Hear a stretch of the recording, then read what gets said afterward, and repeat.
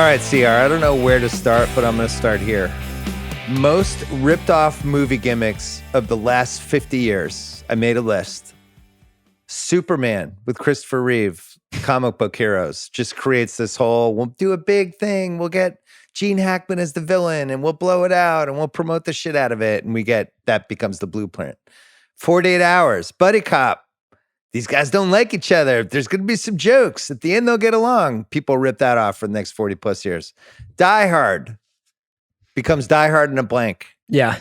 Fatal Attraction, blank from hell. Halloween, there's a boogeyman killer. He's unstoppable. He's just going to go to this camp and kill people. When Harry Met Sally, the modern rom-com. Oh, these two, they're not meant to be together. Oh, maybe they are. Oh, they made it at the end. The will they, won't they? Animal House, the body comedy. These guys are just trying to get laid. Oh, let's do that for 10 years. And then the Blair Witch Project, which was made for like $10 and created this whole new form of horror called found footage that is still going 25 years later and is one of the most influential movies, not only the last 25 years, but you could really argue the last 50. It makes no sense. And I know you like this movie because you wanted to do it, but how do you even explain this? The right movie at the right time, and the right way of making a movie and the right way of marketing a movie, and just capturing the power of the nascent internet and allowing people to feel like they were participating in the movie in a way. And that might be its greatest legacy. Now, like even this many years on, I think there are some films that have done found footage better, have been more creative with found footage. Obviously, got the Paranormal Activity franchise that has gone on to probably more financial success than the Blair Witch franchise. But in terms of being like the right movie for the baby steps of the internet, is like, this was lightning in a bottle. Horror movies are effectively dead, except for there's that new post-Scream model with I Know What You Did Last Summer, Halloween H2O. It's usually like kids in high school and they're the faculty. So we're doing those. That like Jason and Freddy Krueger, they're on their last legs, and there had been no innovation at all. All right, normally we bring him in at the end of the podcast, but I have to bring Craig Horlbeck in now, our producer. Oh, okay. Yeah, you're coming in now. Craig, this movie comes out in January 1999 when you were a young pup. I think you were like 5 years old, 4 years old, whatever. Do you believe that people actually thought this was a real movie and all these people died in 1999, that was a thing that really happened? Yes. And I think if you look at the amount of conspiracies that are going on now when we have the internet everywhere, I think it's even more believable that people back then seeing this footage would have thought this was real. So I think 100%. So the backstory, they put out a website. When did they put the website out, CR? When the was website that? And the doc came out before. So this movie premiered at Sundance in January and then came out in theaters in the summer. But the website and the Curse of the Blair Witch sci-fi series or documentary came out like a month before that. So there was this huge buzz coming out of the internet and off of the doc. Yeah, so I'm on the internet writing my sports column back then. I think I might have still been AOL only at this point. The internet. Who's our guy from Heat? What was his name?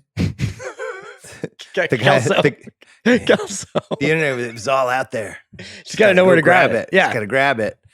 And they do this Blair Witch website. And it's so early in the internet, people are like, what the fuck is this? They found these videotapes in the woods of these people getting murdered. And now this is going to be the movie of this. So I was dating my future wife for 6-7 months. You know, not as fun as the Craig and Liz love story, but a good love story nonetheless with some fun stories behind it. But so we go to this and it's still early in the internet where we don't know if it's real or it's not real. And we go opening night because I'm a huge horror guy and I'm super excited. Can I stop you right there? Yeah. Just out of curiosity, which theater in Boston? Kendall Square in Cambridge. Bill, we might have been at the same screening, man. Oh, shit. Yeah, I was at Kendall Square Friday opening night? weekend. It's very possible. We went that Friday night. And the movie ended, and people, one of the few times in my life, people just sitting in their seats, and we were so freaked out. Craig, we were on the theater, and we just thought we watched like a snuff film. Yeah. And there was no way to research it after the fact. It was not like now. You'd be like, oh, I'm going to Google it. Oh, they did this. Oh, here's, and the fathers. Like, we literally thought it was real. Did you think it was real, CR? Yes. Okay. I think I thought it was 80%. Like, I didn't think that they would be showing us a snuff film, but the 20% that was like, maybe they just did was much more passionate than the 80% that was cynical about it, if that makes sense. You know what I mean? Like, I knew better, but I was like, God, that was convincing. But wait, so was the marketing of this movie, this is real, or did they just kind of not say Not only that? was the marketing of the film, this is real, the actors were not part of the promotion of the film. Very specifically, until after it had become a phenomenon, that's when they started appearing on like the Tonight Show, and they dropped the pretense that it was a real, like this was found footage. But leading up into the release, there was a pretty plausible sensation that this was like these people who had gone off into the woods and they found their footage. And like, yeah, like 1 out of every 5 person, maybe 1 out of every 3 people you talk to be like, yeah, it's not real. Like they just did this whole elaborate scheme to show like the background of the story. But it was pretty easy to buy into this because like Bill was saying, you basically were on dial-up. You were probably using like university computers or whatever. You only knew your friends that you were friends with. It's not like you could check in with whoever. And crucially, Craig, like because of that, and because of like the era that it was, most people probably came from an area of the country that had something like this. And it might have been bullshit, but I had, we have the Pine Barrens in the Philadelphia area. It's like the New Jersey Devil. I'm sure Bill had something in Massachusetts and New England. I have it right now on the 3rd floor of my house. But everybody had like the local town myth. A suburban legend, basically. Yeah. So the guy who played Mike in the movie, there's a really good oral history about this movie that came out, I think, in the 15th or 20th anniversary. And he said, the internet, Michael C. Williams, the guy who played Mike, the internet was new. So if you think back, some of the things you read on the internet, you go, oh, that must be true. I saw it on the internet. Just like when newspapers came out, you believed what you read. And they figured out a way to market this movie where it was just, I didn't have my conspiracy build did not exist in 1999 except for the JFK assassination. So you saw this and you're like, wow, I want to see that. Found footage. People were murdered in the woods. It might be the most 1999 movie ever made because if it came out any year after this, it would be less and less believable. Well, so think about in 1993, The Crying Game came out. And the whole thing about that was there's a secret. And you just like, don't tell me the secret. I don't want to know. And the secret turned out to be the Jay Davidson character. Then Usual Suspects, same thing. Mm-hmm. Then Sixth Sense, which was the same year as this movie, same thing. Is that in your generation? Is that possible to keep a secret with a movie like that? I would say it's impossible. I'm trying to think of an example of anything related to that, even if it's not in movies. A TV show, like you can keep the series finale of an episode secret, but other than that, definitely not something like this where it's like people thought it was a snuff film. Marketing has changed so much now that I would say, if anything, they are like so hyper aware when they have a twist that they almost like when I get PR emails about TV shows, like for instance, like I don't want to, I guess, spoil it for the people who haven't watched Succession, but something happens in the last season of Succession. Mm-hmm. We were not told explicitly that happened, but we were told that the episode that it happened in was very significant and that we should like, please not spoil it for other people. And so immediately you're like, well, what could it be? Right. Like, I guess Game of Thrones was the last property that like effectively engineered. But that was a very twist. interesting experience because you had like an entire strand of the audience that actually did know what was coming. And so they were actually, I found to be one of the great examples of like, honestly, audience generosity was people like Mal and Jason who were like, yeah, obviously like I know Red Wedding is coming, but I wouldn't want to spoil that for anybody. Yeah. And it was awesome that way. Well, I'll tell you this. It's one of the most masterful marketing campaigns I can ever remember. It got me to go opening night.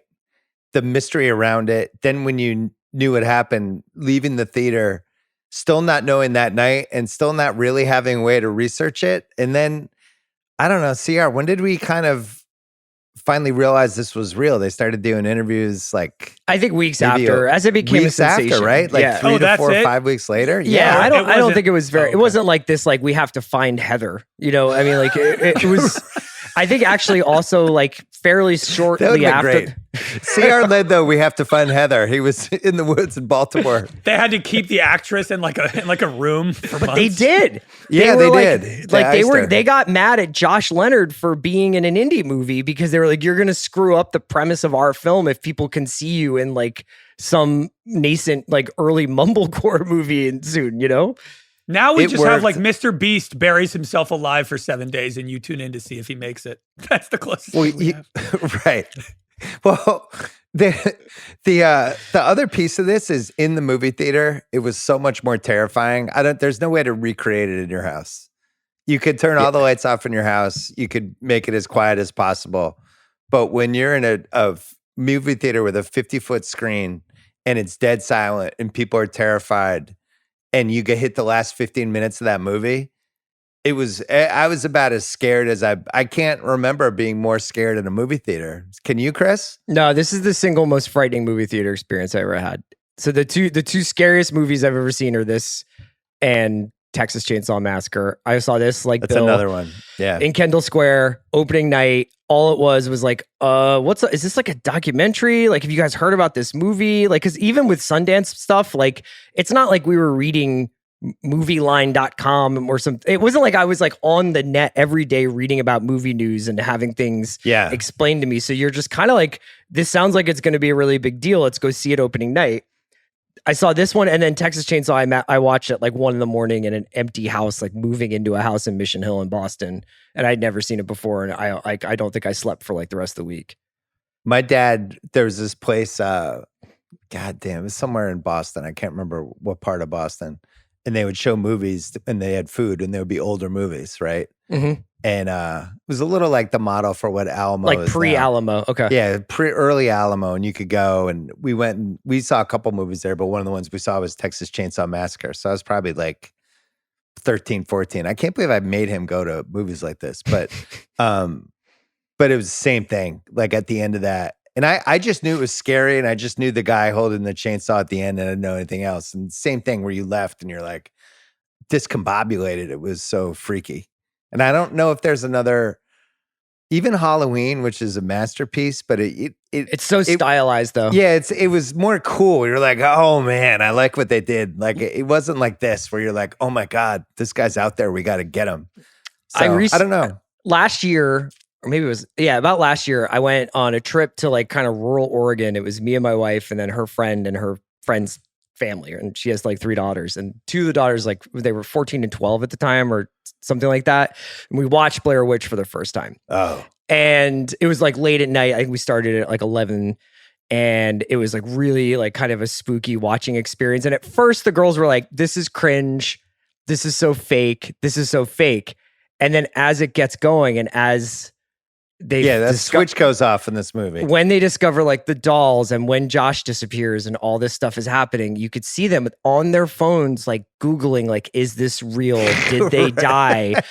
And I was like, it still works. Yeah. It still works. Like after all these years, it can still freak people out if it catches them unaware. So Craig, you watched this morning. What did you know about the movie other than that it was 25 years ago and it was supposedly scary? That's about it. I mean, I knew it was like a group of like young college students going into the woods in search of something, supernatural. That was it. All right, so we'll spoil. Usually we do this at the end, but did it work for you? I think it's hard. Because you've seen 25 years of found footage movies at this point. Well, you're not into scary movies though. I'm not. But I can understand why this was such a big deal in the moment. It did not. You know what? I actually found this movie quite palatable at 7:30 a.m.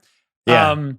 Good, like having a nice strong cup of coffee. Yeah, Josh. To be honest, I think the horror actually was a little milder than I expected. The first hour. Yeah, but you didn't set the mood right. 7:30 in the morning.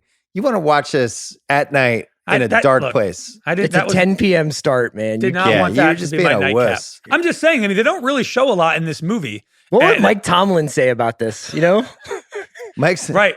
Tomlin's playing in the preseason. He's doing 2-a-days still. That's not my style for horror movies. Tomlin's just grinding out a 13-6 win with a horror movie, and that's it. But yeah, to be honest, I was surprised at how not scary this was to me. I think we're desensitized now, and things are so heightened that we're all just like a little bit, we're just desensitized to modern horror. He's not wrong, because as they kept innovating on the found footage thing, people did better versions of this movie. Oh, I mean, they added special effects.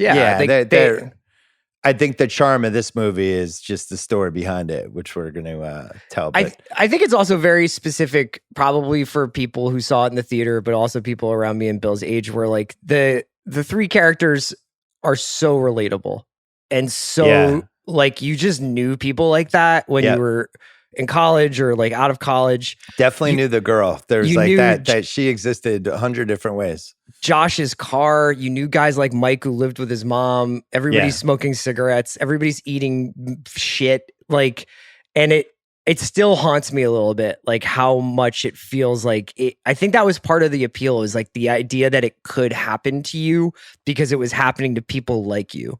Right. Did this movie lose its shine for you guys after you saw it the first time? Like, would you consider this a rewatchable it only movie? improves over the years for me, honestly. Really? Yeah. I had a cycle with it. I really I liked it as a rewatchable, and then I didn't, because it's really like, especially first 30 minutes, once you've seen it a few times, not really that rewatchable. And then there's like a 20-minute section where people are just screaming, but the ending's amazing. But then my son Ben Simmons got into it, and then it had another life with my kids. And it So takes you're like you back to watching how him you watch felt. it. Yeah. And he was just like, even last night I was watching it, and he's like, I'm going to come in for the last 25. Like, it was like, it's just, they know how to do it. So that guy, Dan Myrick, who was written by Daniel Myrick and Eduardo Sanchez, who also directed it, edited the whole thing. Myrick said, it was kind of, to our surprise, embraced wholly by the press. And we fooled, if you want to call it that, a large swath of the public who thought it was real. We do interviews where people asked if the story was real, and I'd say, didn't you see the cover of Time magazine? Didn't you see the story in USA Today? It's obviously a movie, right? But if you wanted to believe it was real, it allowed you to do that. That's what I was kind of saying. And that's there was a part of me that was like, how amazing is this that we have this last bit of magic still exists where that might have been the case. Now, you can feel ethically dubious for watching 3 people get murdered by a witch, but I was into it in 1999. Totally. Can I tell you a little bit? Like, I do want to ask, because you were talking about the things that were so influential and tropes and kinds of movies. And there's like kind of nascent, there's sort of some found footage stuff that comes before Blair Witch. Like, there's this movie, The Last Broadcast. There's a couple of things out there. There's a cannibal movie, right? From, like the early 80s? Cannibal. But like, I think that it ultimately, what this movie's huge influence is for me as well, especially over the last day or so, like going through the documentary and the website that they had put up and Heather's journals that they published and all this stuff, is it kind of feels like where Lost came from, where you could watch Lost and just kind of like watch it superficially and be like, I wonder if they're going to get off the island. I wonder why there's a polar bear here. Or you could lose yourself in reading about Lost and read these super long recaps and go to all the message boards and find out all the biblical allusions in it. And I think that was the coolest thing, is that like the reason why Blair Witch remained so present in my life is because like every few years there would be like some cool like archived piece from the original press run or from the original sort of viral marketing campaign. And even now, like the Reddit board is pretty good. You look at the Blair Witch Reddit board, I'm like, some good content on this thing. Right. YouTube really helped. All of a sudden, the deleted scenes were on there. There was a DVD that had a bunch of stuff. There's a Blu-ray that had a bunch of stuff. There's like the scene when they all drink together in the hotel. Yeah. It's like a super long version of that. You're right. It created this little weird world around the witch and this backstory of these murders, and people were into it. And I really feel there's 3 things that I feel really 1990s to me. One is that you could get away with this movie and make people think it was real. 2 was just people with cameras. Yeah. I was the guy with the camera in college, videotaping dumb shit. But just the concept of, yeah, let's go here and we'll bring the camera and we'll just kind of fuck around and shoot stuff. We did that all through the 90s. I don't know if now people have iPhones. I don't know if it works the same way. So that's the second piece. And then the third piece was what you said earlier about you just kind of knew people like that. They're very specific to the 90s. These people somehow don't make sense in like 2015 or 2024. Yeah, and I don't really know why. I can't explain it. It felt very much like, if you weren't in New York at NYU Film School or in Southern California going to film school out there, but you were interested in movies and you were interested in making movies, like this was a very... And you have to think outside the box. But it was also a very relatable setup that there's this woman, Heather, who's like kind of like really wants to be a doc maker, but then like this guy, Josh, is like, I just want to kind of be involved in this, but I don't really have a ton of hustle. So I'm just kind of like, I'm just like the cool guy who smokes and has a girlfriend and stuff. Are we going to have enough cigarettes for the trip? Yeah. That's like and his then number like, one goal. They obviously get Mike from basically like a bulletin board ad, like, and that kind of way of meeting people and the way of where you kind of had to band together just really, really makes a lot of sense watching still now. And the other 90s piece is just where documentaries were at that point. So like Paradise Lost came out a little while earlier and became a little mini phenomenon on HBO with Mark Byers and the Missing Kids. There ended up being multiple sequels, but documentaries were the 1.0 version of documentaries, really starting with Hoop Dreams, started to take off where it could be like, I took my camera, I went here, I filmed stuff, I edited it into something, here it is. And that really feels perfect for that era too, the way they did this. Because this is what you did. The cameras were a little too big. You had to lug them around. You didn't even know if there was going to be any upside or benefit to it. And you just kind of filmed shit and hoped you captured something. So I just don't know what this looks like now. It'd be complete. They'd all have iPhones. They would have researched the area completely. They would have been doing TikTok. They would have had Instagram Starlink Reels as they're doing it. They would have Starlink GPS. They would never be lost. Right. Yeah. I mean, I think that. Yeah, that's a good point. Even the idea of getting lost in America. I mean, she makes a couple of jokes about how it can't happen anymore, and the Maryland woods aren't that bad. And obviously, like something more mystical is at play here, rather than just them walking in a circle. But yeah, there's that. There's the idea that I mean, one thing that's so interesting about the way that they perform this movie is that. You mentioned how everybody had cameras back then, or there was always like someone who had a video camera, but everybody was really aware that they were on camera. Yeah. So now I feel you're like almost when people like performative, but not yeah, really. I feel like people are filming with iPhones now and nobody even really notices that they're on camera. But back then it was like all of a sudden everybody kind of had to address the camera and pretend like they were in a documentary when they were being filmed. So there's something very specific about that. Myrick and Sanchez, they were film students. They decided basically, let's make a horror movie for us. It was like their equivalent of when we did Calderon's Revenge on exactly on the like Rewatchables. It was a one for us. In some ways, we should have dedicated that episode to those Blair Witch filmmakers. We should have. My apologies. Those really guys. Following their spirit. So they were talking about stuff that scared them. They rented a bunch of documentary style type movies, and they said The Legend of Boggy Creek, Ancient Astronauts, and they were like, could this work? They created this whole Blair Witch thing. They had a 35-page outline, but they said they were more influenced by that Leonard Nimoy show In Search Of, which, by the way, a show that I really liked, where it'd be like, this week, Bigfoot, does it exist? And Leonard Nimoy would be creepy. And they said, if there was footage of kids in the woods, and then people analyzed it after, but it was way more of there's some footage and here's the documentary of everybody analyzing what happened. And then Sanchez said, it started becoming obvious the footage in the woods was the best part. The producer, Greg Hale's like, it's so obvious now that was the movie, but at the time, it took us a while to get there. And they basically they kept editing it, and they eventually figured out, somebody had the voila moment of, wait a second, what if the entire movie is the found footage? And then that's it. And that 25 years later still works. I guess in the way you're telling it, it's like The Curse of the Blair Witch, which was this documentary that the same filmmakers made and put up on the Sci-Fi Network on cable.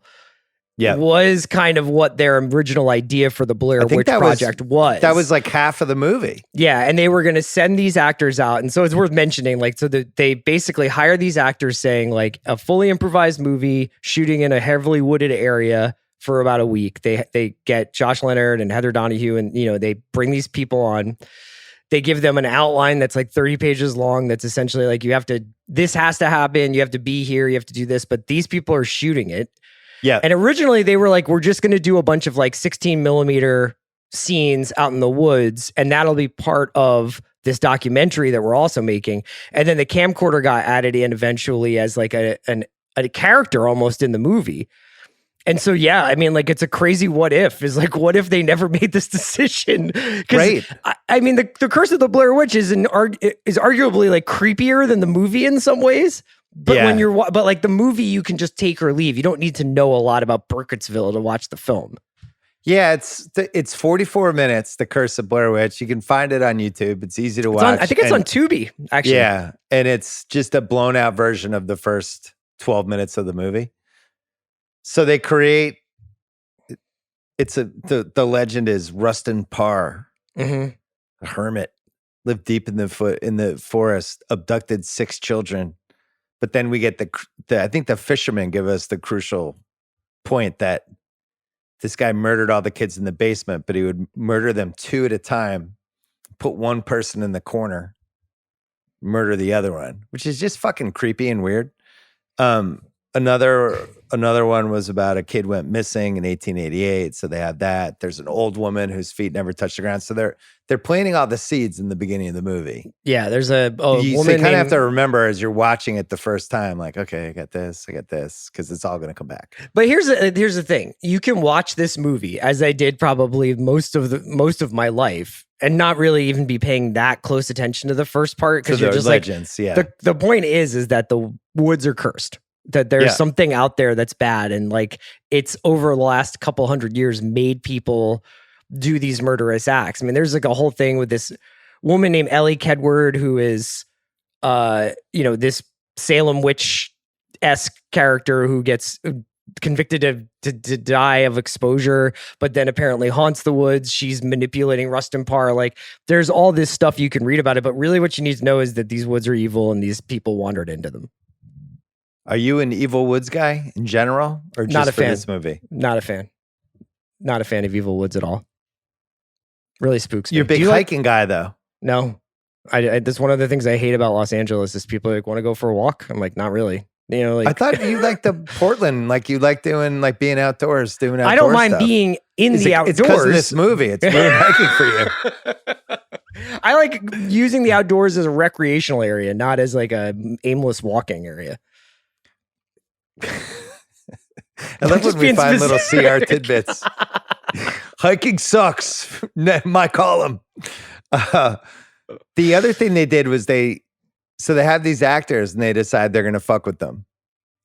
And the actors know they're being fucked with, but they also don't 100% know they're being fucked with, and they're not being fed a lot, and they're getting sleepy. And Greg Hill, the producer, said he'd been through survivor school when he was in the Army, and I thought we could run the actors through a storytelling survivor school obstacle course where they just had the GPSs in the woods, but then we could fuck with them and then we would have their reactions to what was happening. And there's stuff that I knew a lot of this stuff, but there was doing the research for this pod. Like, I didn't realize there were times when they were just fucking with the tent and the actors really didn't know what was happening, because none of this was in the outline. Yeah, wasn't there like also like something about like one night they had the art director of the movie like run around wearing like all white and like ran through the night and like just to freak them out? Now in the 2020s, I feel like multiple lawsuits and violations probably would have happened. Yeah. Right? I think so. I was triggered on my camping trip for the student film I was shooting. That guy Mike, played by Michael C. Williams, he said the only direction they gave him was they wanted me to be the one who was more scared. They didn't tell me anything. They didn't want me to change who I was. The whole idea was be as close to yourself as possible, but you're the super scared one. So it was cool. They had that. Then they're building the website at the same time.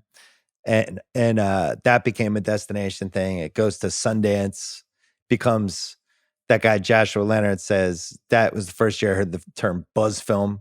All of a sudden, we were the buzz film.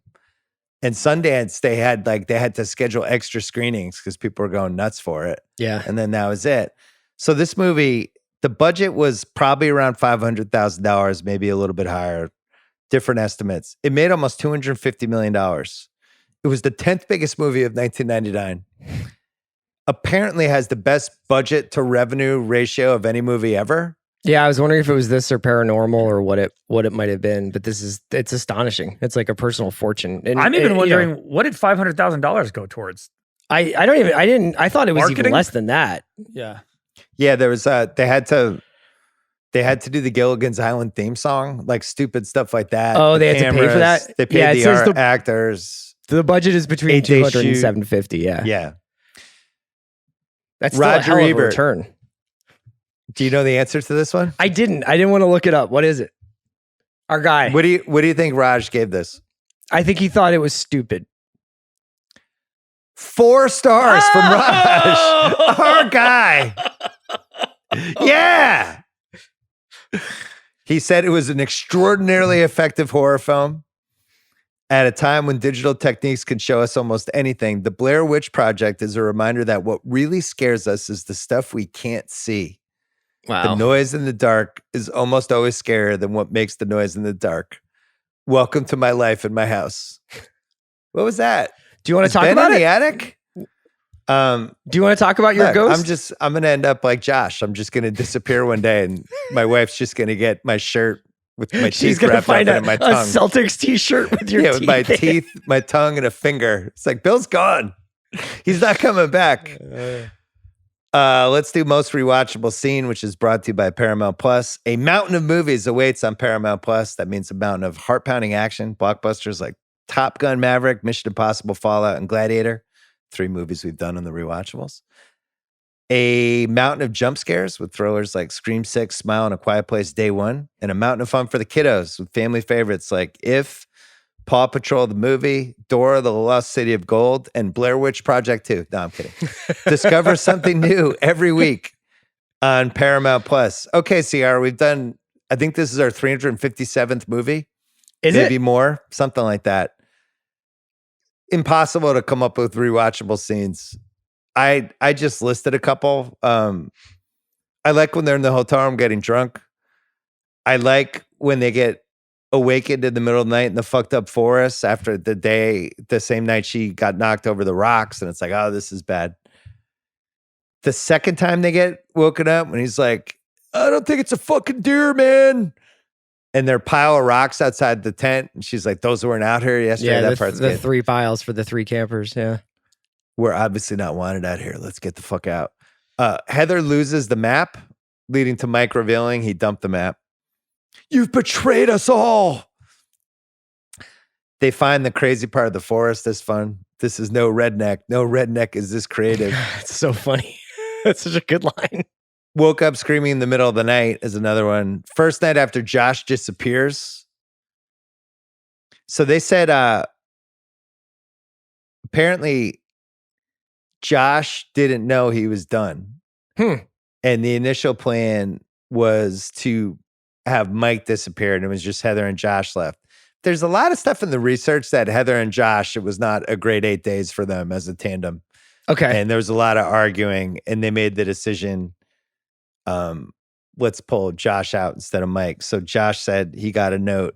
When everybody goes to bed tonight, stay awake. Once you're sure they're asleep, leave the tent. If anyone wakes up, tell them you're going to take a piss.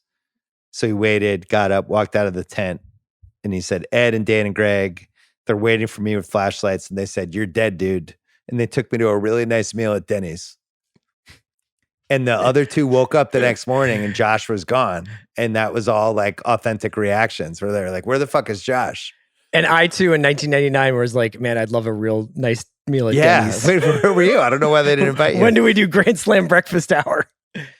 Heather finds the finger, tongue, and tooth wrapped in Josh's shirt. That's, I guess, the scene. Heather's confessional is the most famous scene from that movie. And then the ending. So it's either the confessional or when they find the house and the whole ending, right? So I do want to give a special shout out to one scene that you I don't think you mentioned, that then created, and this is pretty rare. It's got to be a really good horror movie for it to create a phobia or an anxiety for you. Okay. When they come across the same log. Oh. After they've been walking for 11 hours. And they're Deja vu like, with the log. You've got to be kidding me. And she's just like, it's not the same log. It's not the same log. And like, she's just like, I can't they walked for 10 hours in a giant circle or, through another dimension. I am petrified of that idea of getting like lost in the woods and being like, we're walking straight and we come across the same thing that we've started at. That is actually like weirdly like a huge phobia for me, but the most rewatchable scene is just the last 15 minutes. Let's do rewatchable scenes. Today's most rewatchable scene is brought to you by Paramount Plus. I was kidding. I was making believe we went backwards. I thought you would get that joke. It's not the same ad read. It can't be the same ad read. Where are we? Where's Craig? Where's Craig? So what's your answer? The last 15 minutes. Just the house. Yeah. The confessional's great. It became the most kind of talking point. It was the commercial. It was the most parodied thing in the movie. It's the most memorable scene. The ending is the best part of the movie. There's a school of online discourse that suggests that the video that Heather leaves is like her confessing to like being partly responsible for it, which I never read it that way, but I thought it was, as the years go on, people read this movie in all these different ways. Partly responsible for what? Well, if you read the Heather's I like diary, that you're a Blair Witch head. I'm just you're really in there. Bill, I'm just a guy. Bill, I'm just a guy who reads Heather Donahue's journals. So I gotta ask. Heather's journals are give you like a different sense of the character. She definitely has a lot more awareness about the dangers of what they're about to do. Yeah. And a lot more ambition about like confronting those dangers. And I think people like deduce from it that maybe she like drove them there, or at a certain point in the experience became possessed by the Blair Witch. I don't read it that way, but it is out there. She says, out there. It's out there. I just grab this stuff and bring it, She says, it's my fault. It was my project. I insisted on everything. Yeah. I insisted we walk south. Everything had to be my way. This is where we've ended up. And it's all because of me that we're here now. Hungry, cold, and hunted. We're going to die out here. The ending. Yeah, man. Mike in the corner is just the fucking best. It's so good. It's one of the best ideas anyone's ever had for a closing part of a horror movie. And what's great about it is some people don't even get it when they're watching it. Yeah. Because you have to pay attention to the other part of the movie. I got it right away. I'm sure you remember this, like in the theater, even if we weren't in the same screening, like 350 people being like, what the fuck? Well, because she's shrieking, screaming for a minute. And that was unsettling. And then that shot of him just facing the other way. And it's like, oh no. Yeah. And then thump. It's as good as it gets. Cut to black. No epilogue. No like authorities were never able to find their body. It's just like bang, this is it. And that contributes to the idea that it is like found footage, because it's kind of like, oh, there's no like cool happy ending where somebody came in and was like, but don't worry because Josh was later found. It's dark. I gave up on Josh when I saw the finger tooth in his tongue, but other people might have been holding on. Yeah, it's brilliant. The house is brilliant. I mean, if you're going to nitpick, you're almost like we could have maybe done 15 more minutes in the house or 5 or 3, or find the house before, or the house is such a good character. It's, I wonder if they wasted it just having it at the tail end. I'm sure there's like lots of like practical considerations that went into that, where it's like, could they, with the equipment that they had, could they effectively shoot an interior at night? And like, what was like the deal with like running up and down the stairs? But I mean, that's the thing, is like, this was made by the people that you see on the screen. What was the movie set in Russia that was a found footage movie with like the creepy building? Well, there's one about like Chernobyl. It was like the Chernobyl. Oh, yeah. It's like Chernobyl Diaries. Something like Chernobyl that. Diaries. Yeah, I've seen that. That's a scary one too. Yeah. Yeah. I think the found footage, I watch all of them. Most of them are bad, but It doesn't matter. I saw it. Well, I saw the first Paranormal Activity in the theater. I think I was at my book tour in San Diego. I want to say that. I want to say I saw it in San Diego for some reason. Same thing. It's fucking, when these found footage things go off the rail in the last 50 minutes, it's terrifying. All right, CR, what is the most 1999 thing about this movie other than stuff we've already discussed? Would you go with Heather's 1999 look? All the things we talked about at the top, or do you have a specific thing we haven't mentioned yet? Because I have one thing. Josh's car is very 1999. Even if it's not a 1999 car, it's like the kind of car that like a broke college student would be driving in 1999. It's like a Celica. Cigarettes. Yeah. There's cigarette butts like between the seats. Yeah, just even the way Josh talks, like when he's just like, I want mashed potatoes and a piece of ass. Like, right. It's just is a very 99. He's like the guy that at 1 a.m, he's smoking cigs. And he's like, I think Courtney Love killed Kurt Cobain. And you're like, dude, can we go to bed? Here's the most 1999 thing. One of the video cameras used by the actors, they bought it at Circuit City. Yes. Filming was completed, and then they returned the camera for a refund to help their budget. They bought the camera at Circuit City. There's no more 1999 fact about this movie than that. I feel like every story I hear about, you know, people making their first feature and like maxing out 2 credit cards to pay for it. It always is like, oh, and then I made Sex, Lies, and Videotape, so it all worked out great. How many bad ones? I want to know the oral history of dudes who were like, I still have a poor credit score because I tried to finance my Terminator sequel with a Discover card. That was us with the Take Hunter 1. That's right. We funded it with whatever Best Buy with Marriott Bonvoy points. Yeah. What's age the best? Horror movies where the kids are clearly asking for it. Don't go in the fucking woods. You knocked over the rock pile. Like, why? What do you? Oh, cool. Look at this. Let's stay here tonight. I think it's an Indian burial ground. Get the fuck out. What are you doing? All of them deserve to die. All of them. They just should have been like, honestly, it should have been like, we're not going further than like 15 minutes from the car. Yeah. You know, like it's just like, this can be like, we can get some scenery. We are not going in the woods. The Curse of the Blair Witch doc you mentioned for What's Age the Best. I'm glad it exists. I got a question for you. This is, I just got to ask this because we were talking about going into the woods. Like, how soon after starting the adventure do you start questioning Heather's navigation skills? Oh, immediately. Yeah. Yeah. Worst hike partner ever. Also, not hard to figure out. The sun's going that way. It came up this way. It's going that way. I think that's how she was navigating, and she wasn't really using that old map. What's age the best? Making one victim stand in the corner with their back to the second murder. I don't know how you come up with something that creepy, but congrats, because that's about as creepy as it gets. You admire Little the discretion. Bobby, you stand over there. I'm gonna kill your brother. What is a creepier horror movie gimmick than that? I know. Standing in the corner, don't move. You just have to stand that way, and you're just listening to the other person get murdered. It's up terrifying. It's up there with like the girl from The Ring as like one of the scariest like single like seconds in a horror movie. Yeah. Or Poltergeist girl go just being in the TV. Yeah. We've had some good horror stuff.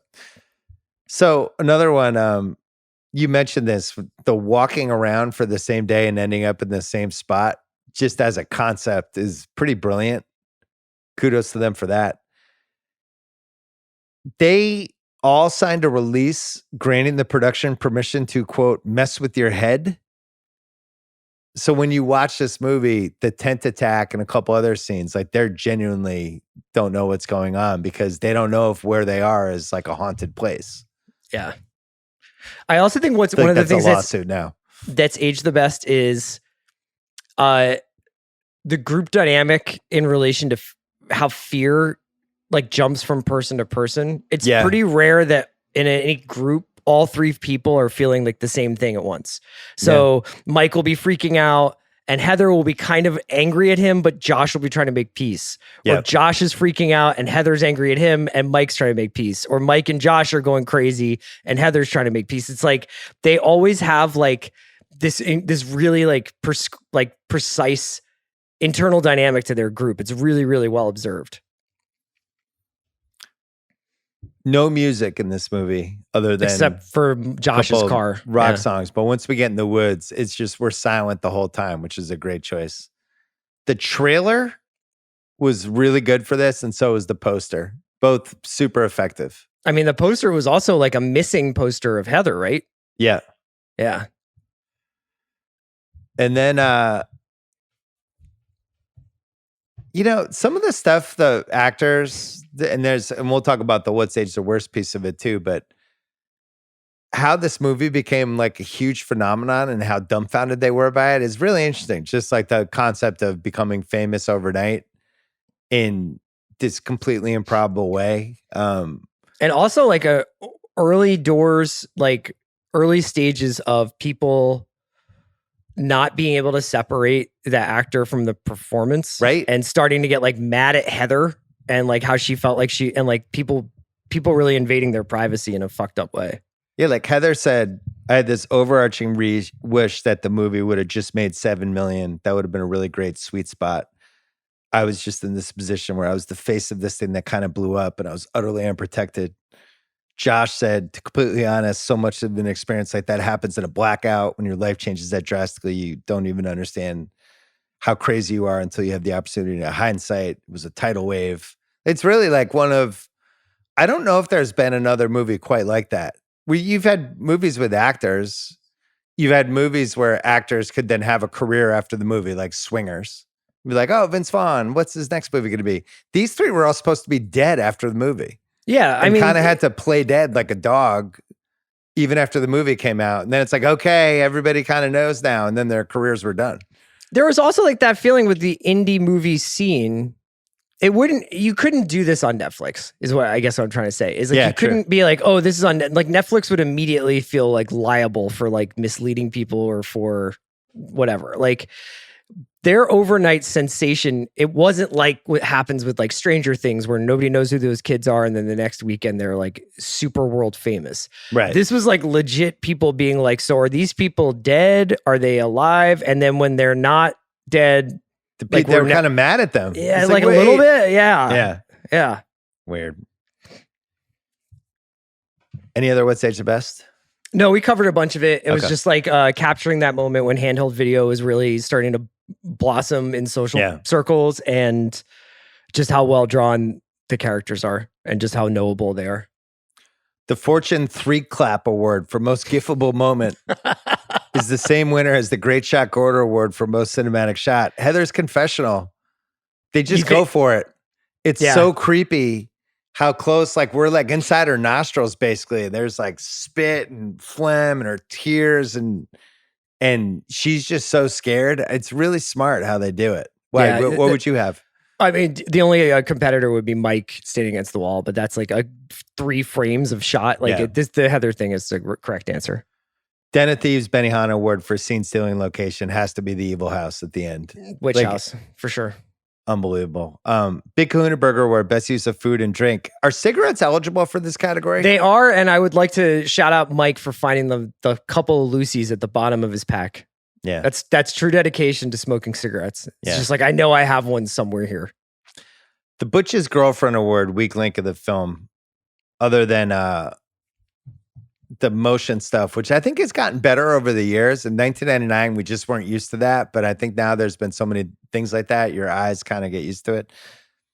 It's just really hard for me to accept how they got this lost in the woods. So what you said about how they entered a different dimension almost has to be the answer, or they're possessed by some sort of spirit that's just telling them to do this and they don't realize it. I go along with the idea that for the first third of the hike, Heather is kind of being loosey-goosey with navigating and is really what she actually wants is to come across some really fucked up stuff. She doesn't care about getting back in time. Yeah. But in her journal, she's like, we have to get home. We have to get home. We have to get home. I think once Josh accidentally knocks over the pile of rocks, They and can't Heather's leave. like, oh my God, I think that trips something and they can't leave. So they're walking around and the spirit's just Jedi mind tricking them to stay. I wish it had been explained to Whiff more clearly, but whatever. Do you have a different weak link of the film or no? No, I mean, I think that the setup for horror movies is usually like my favorite part of horror films, because that's where you sort of get to know the people. And the Blair Witch, like, there's a lot of interviews. Like, it's somewhat repetitive. I think if I had like 10 more minutes in the woods and 10 less minutes in town, I would be fine. And but like that's also because you have the Curse of the Blair Witch, which has all that stuff essentially. I do love the one with the mom with the baby who's like trying to cover her mouth though. Yeah, that was good. I had her coming up later in a different category. What's aged the worst? Big fat handheld cameras. Dat it's machines just hilarious that we had lug around. Yeah. And by the way, those were like the new sleeker versions, because the one I had in the late 80s, you're like separating your shoulder. Nostrils in HD. Poor Heather's nostrils, as the TVs have gotten better. Hasn't been great for. We're like going, wait, you can almost see her brain. Here's my big one. No super fun scene in the first like 25 minutes to make me care about the characters more. I actually think the drunk scene could have gone longer. Maybe it wasn't good. Or some argument where they're arguing about some sort of pop culture thing or a sports thing, or just something where they could connect a little bit before it gets scary. It's definitely missing one or two scenes, right? We're like, oh, I like these three are a fun hang, or oh, these three are interesting. It just but I think if they had done too much Gilligan's Island stuff, it would have dated it more. You don't think they should have done the Tarantino? I think it's fine. It's the way you know it what is. I like about Amsterdam? What? They're just like, you have any what's aged the worst? I mean, number one is that Josh and Mike missed the Juan Dixon and Steve Blake NCAA tournament run.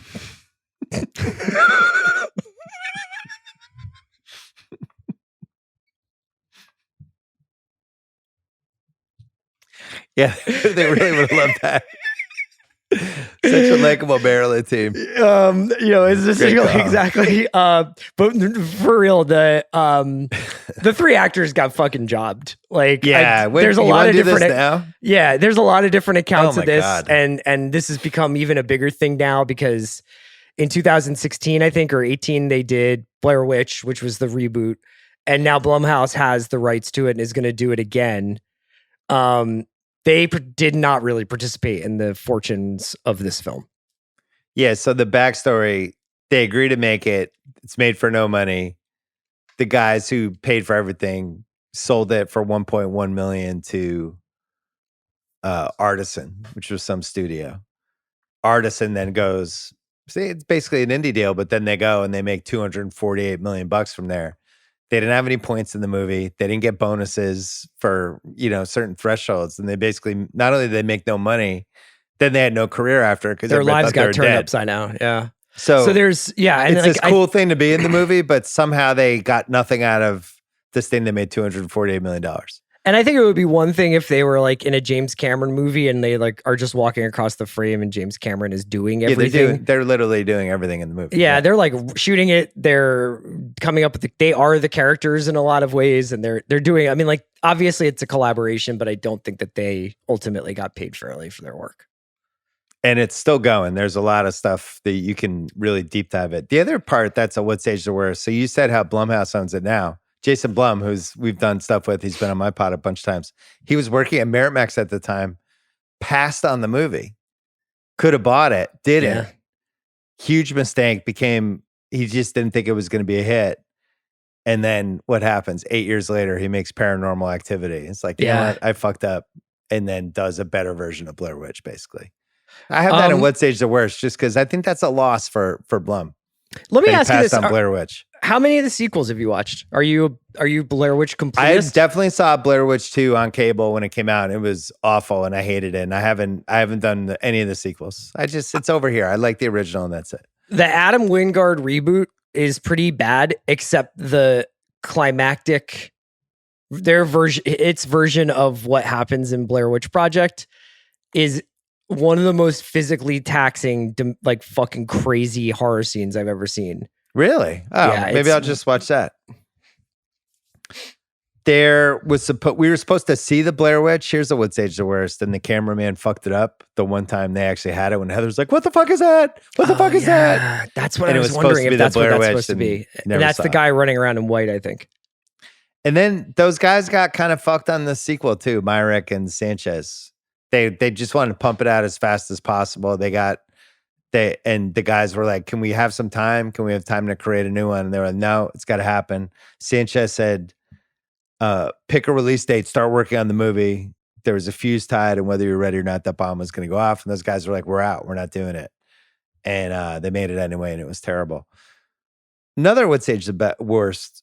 So Heather Donahue changed her name to Rehance. She retired from acting. She became a medical marijuana grower, changed her name, and just seems like really scarred by the whole experience that she was known as Heather from this movie, and really regrets it, regrets using her own name, and did not have a great experience with the movie. Yeah, I mean, there's a variety piece that's kind of like 25 years later with these folks, or 30 years later with these folks, and that they're, you can tell it's still with them. They're still bitter, yeah. The Ruffalo Hannah Rubinek Partridge Overacting Award. I don't think you can give it when you're being terrorized by a spectral witch. Is there really anything that's overacting? So I have Mike before they realize they're being terrorized, when he's just getting super aggro. Oh yeah, and he kind of dials it up a little bit. It's like, all right, it's early, Mike. Settle down. Have a cigarette. You haven't even found the same log yet, Mike. Yeah, come on, buddy. Was there a better title for this movie? The first title was called The Blair Witch Tapes. How about this? Why didn't they just call it Blair Witch? That's what the reboot winds up being called. For a while, its code name was The Woods, which is pretty good, but also pretty general. The Blair Witch Project went towards the idea that this was like somebody was putting together this footage as a project and contributed to the weird kind of like, is this real bit? Can you dig it a word for most memorable quote? Does this movie have a memorable quote? I think no redneck is this creative is up there. Yeah, you're right. That's good. All right. The CR thinks Luke Wilson could have been Harrison Ford Hottest Take Award. We've alluded to it. I just don't think you can actually truly understand this movie without watching Curse of the Blair Witch. And in some ways, Curse of the Blair Witch is almost better. Like, I would love to see. That's a hottest take. Curse of the Blair Witch is just go better, because that's the hot take. I would love to see an assembly of the Blair Witch movie with the Curse of the Blair Witch and like have it be like 2.5 hours. My hottest take. I think this is one of the most fucked up franchises we've had. There should have been 10 of these. I just don't understand. Why did they rush out the sequel? Why did the next one take so long? How'd they fuck that one up too? The blueprint of like Blair Witch Woods, people going back. Maybe there's a cousin of the Blair Witch in California. Like, this just should have kept going and going. I don't understand it. Well, because then they gave all of the opportunities to tell like the original stories, right? Like there could have been the Crucible version of this with the original witch. There could have been the 1940s. Totally. Like the kids we could have been like Yellowstone. Yeah. I think this is like a multi-billion-dollar franchise. Rip and Beth hanging out at the witch house. Let's go to 1880s, man. Hey, guess what? There's a fucking witch. I don't know. I just feel like they really missed it. I can't believe they fucked it up that badly. Casting what ifs. So there are none. They did a whole improv process to find the 3 actors, and that was it. They wanted people that could kind of think on their feet. Heather said that they asked her to improvise, and the improv was, you've been in prison. You've served 9 years of a 25-year sentence. You're up for parole. Why should we let you out? And she said, I was the only person that said, I don't think you should. And they were like, cool, you've got the job. Who knows if that's true. Best That Guy award, everyone in the movie? Yeah, I mean, you can't really have a That Guy for this movie, I don't think. I do what a Dion. Fucked up Rewatchables pod this is. Dion Waiters I have, though. The mom who covers her mouth. I Or like the also two fishermen. Ed Swanson, the younger fisherman. I like him. It's always good when somebody's about, and a bunch of movies have cribbed this. Somebody's about to take that last step to go to the place you're not supposed to go, and Yeah, they they're run like, into "Don't the one fucking do local. It's it." like, don't fucking. It's usually like some guy who's working at the last gas station. He's like, Yeah. "You kids will never learn." You know, It's a Like, fisherman, or like there's some auto mechanic who's helping them with gas or whatever it is. Recasting couch director or city. So what if they got 3 actual 1999 actors and made the movie with 3 real actors? like Affleck, Damon, and Paltrow or something. Like I had Michelle Williams, Heath Ledger, and Jake Gyllenhaal. It's just early Brokeback. It's like the Brokeback. Oh, I prequel. like that. But I like all that. of them were acting they were all young actors in the late 90s. In this version of your Brokeback Witch Project, Brokeback Witch Project. is Michelle Williams' character kind of like, why do you guys keep Why do you guys getting your own tent? What's going on here? Yeah. I brought one tent. Why'd you guys bring another tent? Michelle Williams as the lead would have been really good, especially like at this it. point in her career.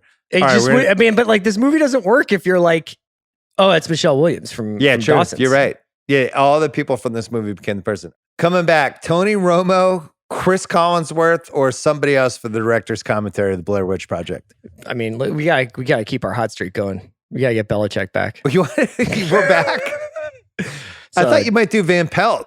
Josh knocked over that pile of rocks there. It's just a mental error. Can't have that. Can't have that. Now he's gonna get slime on his clothes, and they'll find his tongue in a t-shirt. I don't Can't think have it. when they keep ending up at that log, I don't think they realize they're in another dimension at this point. Yeah, I mean that's mental mistakes. You got to work on that. You gotta know where you are. You can't. I think when Mike lost the map, that was a huge moment for them because you don't have a map. Reminds him of when Scott Pioli lost the map once. When I was working with Nick Saban in 1989, we had a map of our plays, and Nick Saban lost it. Couldn't do it. That was it. Couldn't have it. Map was gone. When are you going to break out Van Pelt? I can't wait for that one. Heather, I'm just a guy in this tent with you right now, and I gotta ask, do you I'm know not where nearly we're as scared going? as you. I've never been that scared, but I still gotta ask. Do you regret going in the woods? Half-assed internet research. Heather Donahue's mother received sympathy cards from people who believed their daughter was actually dead. That happened. Jesus Christ. The shoot was 8 days. The actors never knew the Blair Witch was fake. Thousands of people have gone to Maryland hoping to find the Blair Witch legend and were sadly disappointed because they had the closing credits. They had to tear down that house because fans kept going and trying to like break off pieces of it as memorabilia. Yeah. And so they had to demolish it. I have my half-assed internet research truly like made my day, so I got to share it with you. So there's a theory online that Mary, the crazy lady that they visit in the beginning of the movie, is the witch. Oh. And that she is basically like not in her witch form when they see her, but that's why she has like the little sort of voodoo-y ties around her fence that keeps it locked. And that when Heather is running around filming the rocks in the beginning of the film, in the forest, she says something like, what was the Bible quote that Mary told us about the rocks? And so people on Reddit basically have found this quote that they think it is, which is from Genesis. Oh, Jesus. I know. I'm going to break out some Genesis. This pile of rocks and this one special rock both help us to remember our agreement. I will never go past these rocks to fight against you, and you must never go on my side of these rocks to fight against me. And it's essentially like they pass the rocks, and that's why the witch comes out. So you think these filmmakers were smart enough to... I do. Wow. Great job. It's a great Easter egg. I didn't know that's a theory. Yeah. That's and Josh really knocks good. over the rocks. You know? Have you Josh thrown goes that- first. Have you thrown that theory at Ray Hance yet? I haven't. There's a lot of stuff about Josh and Heather not getting along for people who care. The house used as the Rustin Parr house, which you mentioned, was called the Griggs House, located in Patapisco Valley State Park, 50 miles east of Burkittsville. Built in the 1800s, renovated early 20th century. It had been abandoned, vandalized, and was decaying for several decades. And somehow they were able to film in there, and then eventually now it's gone. And then Josh's camera, which was a CP16, about 10 years ago, sold on eBay. What do you think they got? It's 30 grand? 10 grand. Okay. That's it. Apex Mountain. Everyone in the movie. Yeah. And the directors. Like literally everyone. Is this Sundance. Apex? Yeah. I don't know. What is the Apex Mountain for Sundance? This is pretty good. This movie became a top 10 movie and a phenomenon based on a Sundance screening. So Sex, Lies, and Videotape is a huge Sundance movie, right? Like, yeah, that kind of creates Sundance. Yeah, so I wonder if what kind of functions is in that sense. Would you say it's Apex Mountain for viral marketing? Yes, good call. I found footage movies, probably Yes. Paranormal Activity, right? Because that I would leads say- to I would say 9 it's this. Paranormal Activities. But this invents it, Oren probably doesn't do Yeah. that Fair. franchise. Do you How think about it's witches? I think Wizard of Oz probably for witches. Yeah, fair. Do you think this is Apex Mountain for Cal Ripken getting mentioned in films? I'm going to say yes. How about Staring in a Corner right before murder? Apex Mountain? Yes. Artisan Entertainment acquired this movie for $1.1 million and $250 tuple timed it. I I'm think going to it's say one of Apex Mountain for them because I the can't great think of film another movie they investments made. of all time. Yeah. Could have floated some to the cast. Cruise or Hanks? Why not both? Why not both as Josh and Mike? No, got to pick. I was thinking Hanks as Mike. Young Hanks. Like 1981 Hanks. Yeah. It would be really funny if 1999 Tom Cruise and Tom Hanks were the Like fishermen. Magnolia Cruise. They were the fishermen. Cruise is doing the Jerry Maguire stuff. Yeah. I'm just going to freak out. I'm in the woods. Racehorse Rock Band. So we have Hanks as the winner for that? Sure. So we're keeping score. Craig keeps Yeah. score.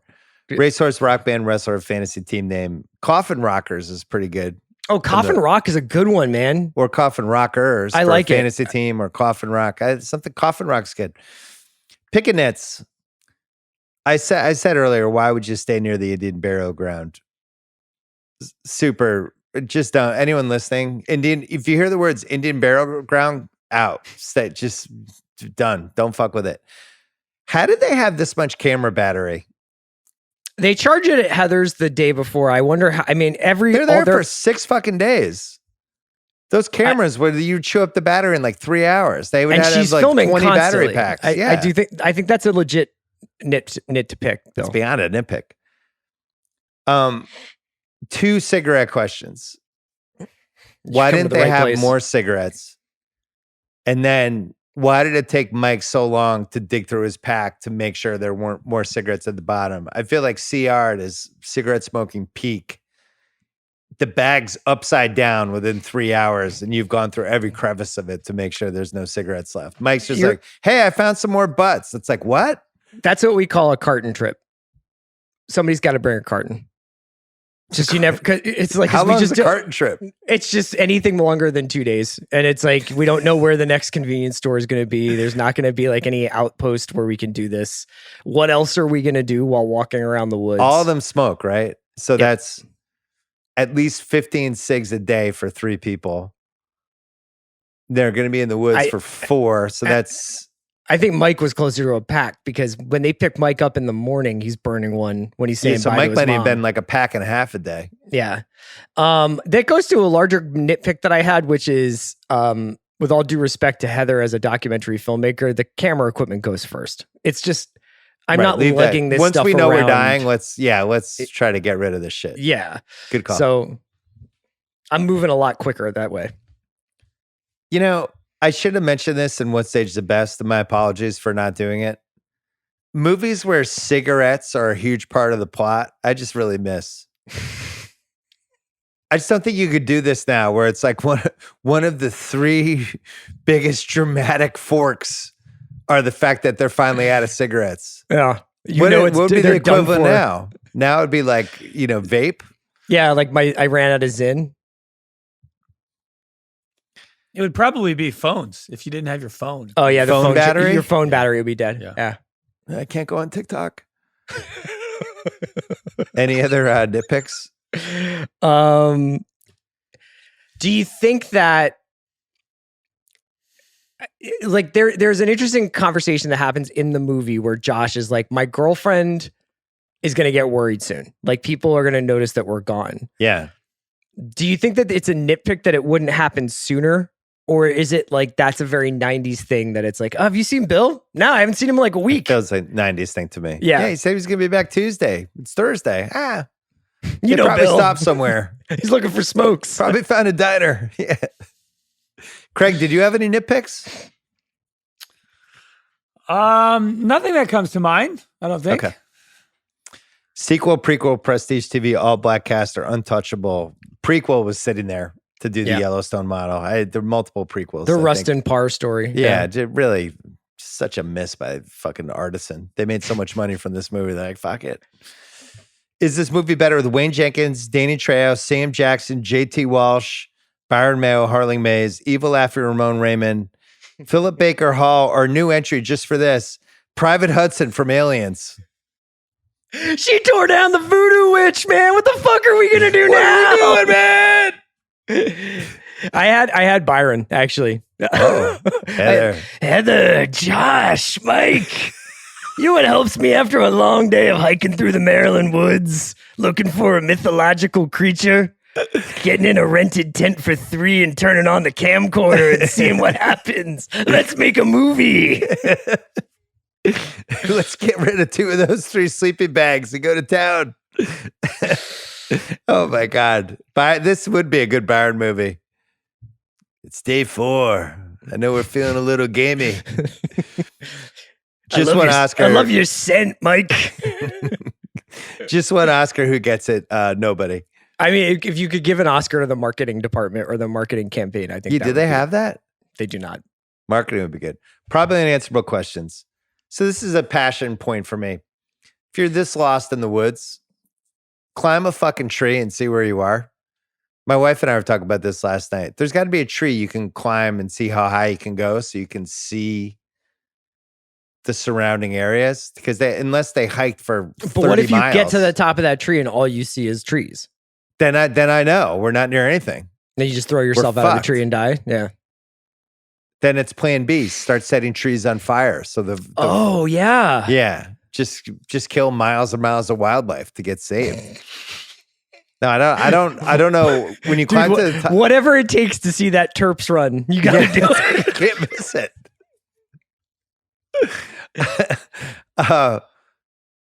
Did Mike lose the map because the spirits possessed him?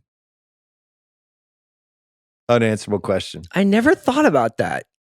I thought he was basically the witch like wanted him to kick the map away. I thought it was supposed to be more like Mike is hungry, Mike is tired, he does something really fucked up and then doesn't cop to it until the absolute last minute. Yeah. Who found the camera stuff? How long did it take? I would assume, like in the documentary, it suggests that there's like, there's search parties. So, I mean, eventually, like the authorities find it. Okay.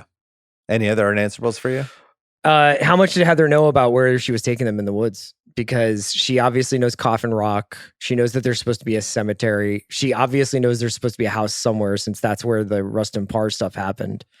So in the journals, there's just a sense that she's like, I mean, she's very like keyed into some intense writing in the journals, but there's a suggestion that she's like a little bit more aware of the dangers and where they're going than when she's alluding to in the film, where she's just like, I know where we're going. Don't worry about it. We're going this way, And so that's an interesting ambiguous part of the movie. So was Heather evil?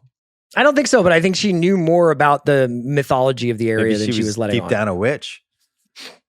Best double feature choice. Would you go Paranormal Activity? It's like the 1.0 and 2.0 version of the same Well, I movie. mean, honestly, The Curse of the Blair Witch is the double feature. Oh, good call. Okay. The Indian Red Zawannair Award, what happened the next day? Well, in this case, what happened in the next 15 minutes? How long did it take for Mike to die? Did he die? Or did he die?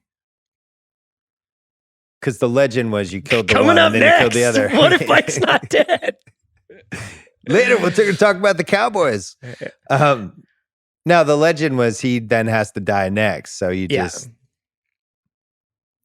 I didn't understand. I mean, that is one thing that you kind of have to consider. So Josh gets his tongue and teeth ripped out. So the Blair Witch is imitating Josh. I suppose you just assume Josh is dead, but she, like it's not killing in pairs if it's 3. So is Josh still there as like a spectral kind of like emissary of the witch? I don't really know. Josh had to go because he kicked the rocks over. Yes. They slimed his thing. They're fucking pissed about it. Yeah, he gets marked. Yeah, he got marked. That's what happened. What piece of memorabilia would you want from this movie? Obviously the camera, because it went for $10K. I don't know what else. Like it's like, oh cool, that's a slime sleeping bag from Blair Witch. Heather's journal. Heather's journal's a good one. Yeah. Mike's last cigarette. An empty Mike's cigarette pack? Like a kind of crumpled up Winston. Could you tell what he was smoking? I was looking for that. I could. I couldn't. They really hit it. I smoked Winston Lights at the time, so I associate it with Winston Lights. You think he was a cheaper cigarette guy, or did he splurge, or was he a Marlboro Reds? Let me just plow through these. Like a Carlton guy? Yeah. I was thinking probably maybe Camels for him. Not the Camel Lights, just the... Oh, unfiltered Camels? Yeah. Oh.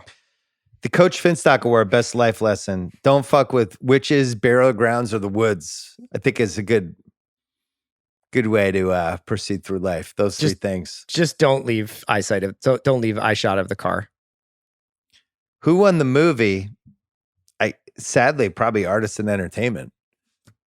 250 tuple time their investment, unless you want to go with the filmmakers. It definitely wasn't the 3 actors. The filmmakers, but I'm going to include the actors just because they also were part of the filmmaking process. But to basically revitalize, if not fully popularize, the found footage horror thing that's still going strong today. I think we won the movie because we found out about your fear of hiking in the woods. Especially just getting deeply lost in the woods is not. I couldn't handle it. Is that your number one fear? Feels like this should be a Ringer. This should be, what do they call it? Like reality show? Ringer retreat. We have to do like trust exercises See deep in our the woods faces fears. You and Fantasy. We have to get like in a shark cage together. 10 miles into the woods with no phones. Craig, any last thoughts? I don't feel like Craig's going to recommend this movie to anybody. Well, I just think it's hard. I'm jealous I couldn't experience the phenomenon. And honestly, there will probably be nothing like this that I could experience or did experience in my life. So it's just a bummer. We have too much access to everything. How about Paranormal Activity? Now. Have you seen the first Paranormal Activity? Yeah, but you didn't think it was real. Yeah. Right. So even if it's a really scary, effective movie, there will be nothing like this again. And I can't even think of anything similar. It's just like Apex Mountain for you had to be there moments. I don't know. Oh, that's good. I like it. That's it for the Blair Witch Project. Thanks to Chris Ryan. Thanks to Craig Korlbeck for producing. Thanks to Jack Sanders as well. You can watch this podcast on the Ringer Movies YouTube channel, and we will see you next week.